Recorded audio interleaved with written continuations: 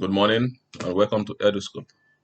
My name remains Dr. Iroro Stephen Izu, and then today we're going to be discussing the rising tide of military coups and ironclad regimes in Africa. Now, in recent times, there appears to be a resurgence of military regimes and juntas, in Africa.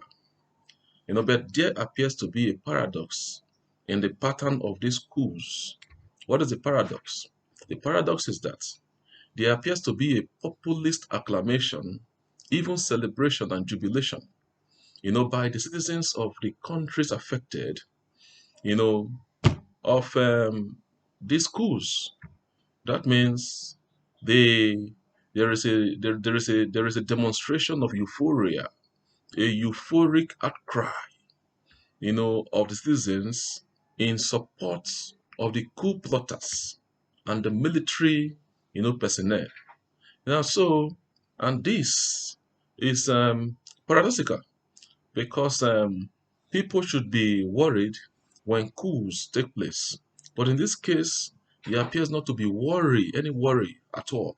Rather, there are populist demonstrations, populist protests, in favor of the coup plotter. Second, there appears to be, a clear ideological undercurrent, characterizing or defining these coups, especially the ones that have taken place in francophone, countries of Africa.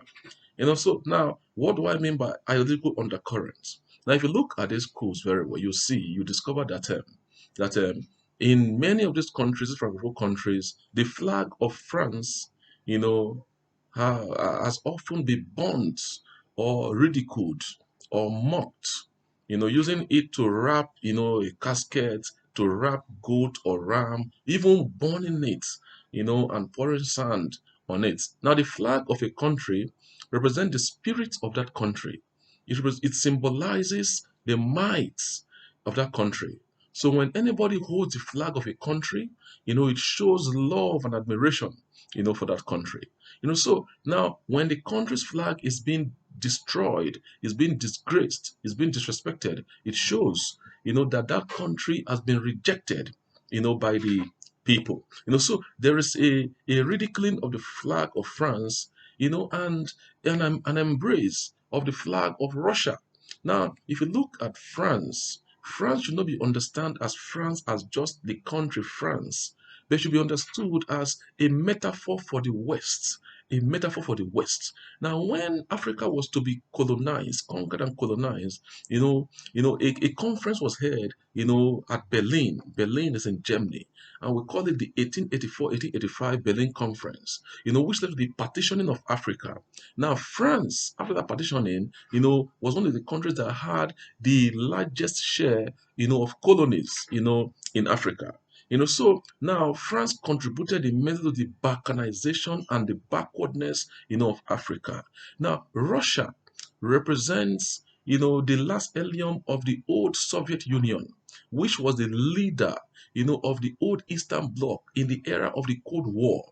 Now, so why France was in the Western Bloc led by America, Russia, was in the Soviet Union was in the old was in the Eastern Bloc, was in the old Eastern Bloc, you know, which was a rival, to the Western Bloc.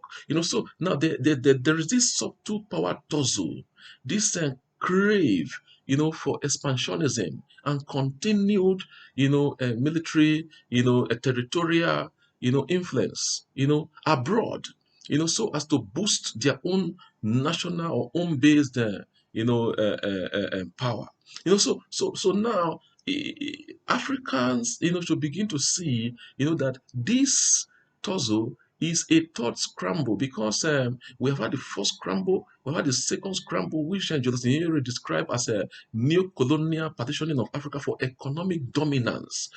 After the colonies gained independence in the early 60s, so we have always been, a battleground, for Europeans because both Russia and France they are in Europe. They're in the same continent. Whether you like it or not, they are part and parcel, of the problem that we are having in Africa. Now, before these coups started, becoming very visible, you see Russia's mercenaries, have been all over the continents, trying to support, anti-state elements, and even contributed immensely, to the toppling of these coups. Now, no justification can be given, for the toppling of civilian governments. When you say liberal, democratically elected government, we should not see it as an idealistic, contraption. Rather, you know, liberal democracy is who we are. Is who we are. Man is by nature a lover of liberties, a lover of freedom, a lover of equality. These are the emblems, they are the labels, of liberal democracy. So when somebody is coming and saying that, liberal democracy is not working in Africa, it is a contradiction, a misinterpretation, a misconception of what liberal democracy stands for. Military coups or military rules are rules by illegality, and military rules do not guarantee, fundamental human rights. They only guarantee fundamental human duties. So we should be wary. We should be worried, about this rising tides. Second, or third, you will look at the military coups that have taken place in Africa. Nigeria should be immensely worried. Nigerians should be very, very worried. Why? Because, the most recent one took place in Niger. Niger shares territorial boundaries with Nigeria. That means there will be implications for democracy and development in Nigeria. So we should not, there should not be a display of euphoria, of or singing victory songs as if we have won wars, we have conquered poverty, as if we have conquered unemployment, as if we have conquered insecurity, as if we have conquered all the socio-economic malaise, and maladies, facing us.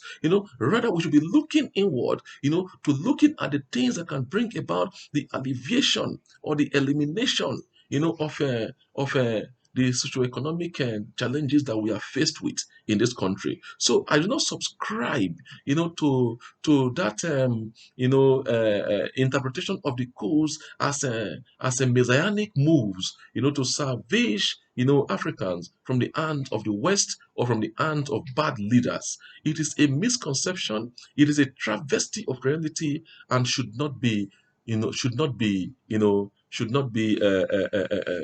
supported.